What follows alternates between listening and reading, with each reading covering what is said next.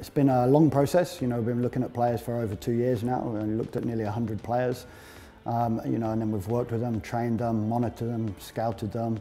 Been and watched them playing all around the country. Had a lot of videos sent. This time round, we've got a lot of players that are around the world, so it's been a lot of watching videos that they've sent us playing for their teams and universities. And then we had a couple of camps. We had a camp in October, had a camp in February, a couple of games, some training here in Auckland for the local players, and then we brought everybody together last Monday and had a full week's training, and it gave everybody that was in our final 30-man squad an opportunity to show how good they are, and we used that to test their fitness and to just make sure we got the squad balance right of positions and have that last check on players. So we're really happy. It's a good squad, experienced squad, exciting squad. We've got some good players, and we're ready to now go to this big challenge. We worked the boys really hard.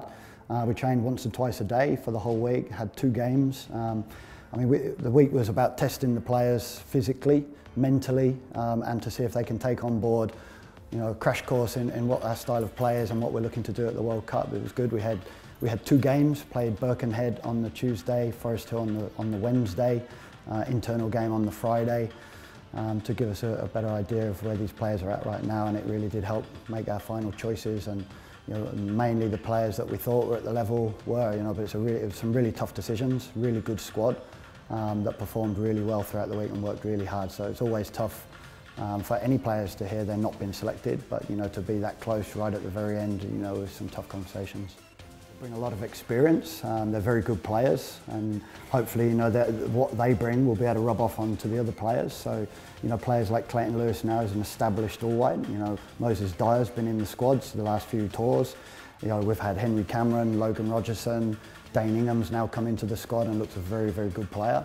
So that, we've got some very good players, and then others that are coming in there that are, are trying to also replicate that and get to that level. Some other good players from around the world and from New Zealand that are playing at good levels right now.